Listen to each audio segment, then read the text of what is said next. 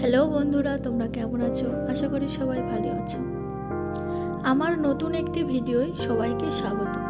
আশা করি এই ভিডিওটা দেখলে তোমাদের খুব উপকারে আসবে। তো চলো ভিডিওটা শুরু করা যাক। আপনি কি মিশো বা ফ্লিপকার্টে প্রোডাক্ট বিক্রি করেন? জানেন, সঠিকভাবে প্রোডাক্ট প্যাকেট না করলে আপনার প্রোডাক্ট ড্যামেজ হয়ে যেতে পারে বা কাস্টমার কমপ্লেন করতে পারে। এমনকি প্রোডাক্ট রিটার্নও আসতে পারে। কোনো সমস্যা নেই, সমস্যার সমাধান করতে আজ আমি আপনাদের দেখাবো কিভাবে মিশোতে প্রোডাক্ট প্যাকেট করতে হয়।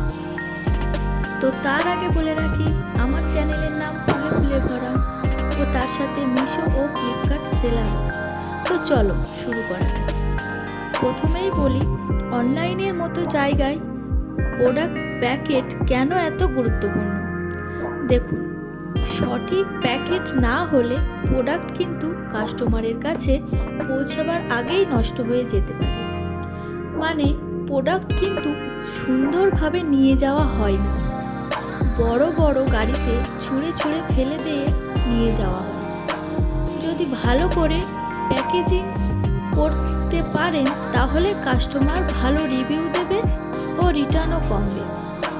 আর যদি আপনার প্রোডাক্ট প্যাকেটিং ভালো না হয়, সেক্ষেত্রে কাস্টমারের কাছে পৌঁছাবার আগেই প্রোডাক্ট ড্যামেজ হয়ে যেতে পারে।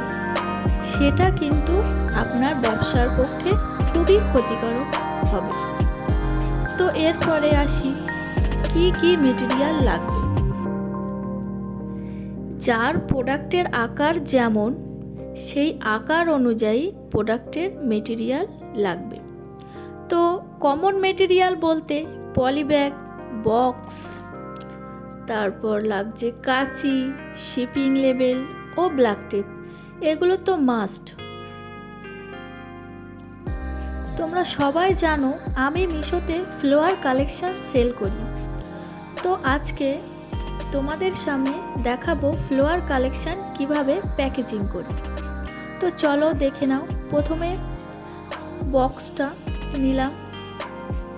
হ্যাঁ, বলে রাখি, এই বক্সগুলো কিন্তু আমরা নিজেরাই ম্যানুফ্যাকচারিং করি।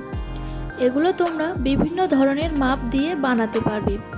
আমার যেহেতু ফ্লোয়ার কালেকশন, তাই আমাকে বিভিন্ন ধরনের মাপ দিয়ে বক্স বানিয়ে রাখতে হয়। তোমরা তোমাদের প্রোডাক্টের আকার সাইজ অনুযায়ী বক্স বানিয়ে নিতে পারবে। সব কালেকশন তো বক্সে যায় না, কিছু কিছু কালেকশন প্যাকেট করেও দেওয়া যায়। যেমন জামা কাপড় তো প্যাকেট করে দিলেই খরচাটা কম হয়। তো চলো তোমাদেরকে দেখিয়ে দিই আমি কিভাবে ফ্লোয়ার আইটেমস প্যাকেট করি। আজকে নিয়ে এসেছি একটা রিক্সো ফ্লোয়ার। তোমরা আমার ভিডিওতে প্রায়ই দেখে থাকবে বিভিন্ন ফ্লোয়ার দিয়ে রিক্সো সাইকেল। তো তোমরা দেখো, প্রথমে রিক্সো ফ্লোয়ারটা রেডি করে নিয়েছি। তারপর এটাতে একটা পেপার দিতে হবে। এবার তোমরা বলতে পারো, বক্স যেহেতু দেওয়া যাচ্ছে তাহলে পেপার দেওয়ার তো কোনো প্রয়োজন নেই। আমি কিন্তু প্রথমেই বলেছি কর্কেট বক্সে প্যাকেট করি। তাহলে রিক্সো সাইকেলটা যদি আমি খুলে দিই তাহলে বক্সটা অনেক কম লাগবে, মানে ছোট লাগবে। বক্স যেহেতু ছোট লাগবে সেহেতু আমার অনেকখানি দামও কম আসবে। তাই আমি আমার প্রোডাক্টের আকার অনুযায়ী মাপ নিয়ে প্যাকেট রেডি করিয়ে নিয়েছি। তো চলো ফ্লোয়ারটা কিভাবে বক্স করি তোমরা দেখে নাও। প্রোডাক্ট প্যাকেট করার জন্য কোনো কষ্ট হয় না, এটা তোমরা খুব সহজেই করতে পারবে, যে কেউ। খুব সহজ ব্যাপার। তোমরা দেখো কিভাবে আমি প্রোডাক্টটা প্যাকেট করছি। তারপরে ওখানে আছে মিশো পেপার, মিশোর স্ক্যানার পেপার, যেটা তোমরা মিশোর ওয়েবসাইট থেকে কিনতে পারবে কিংবা কোনো লোকাল মার্কেট থেকেও কিনতে পারবে। তোমাদের যদি কোয়ান্টিটি বেশি হয় তাহলে চেষ্টা করবে লোকাল মার্কেট থেকে কেনার, তাহলে তোমাদের খরচাটা অনেক কম হয়ে যাবে।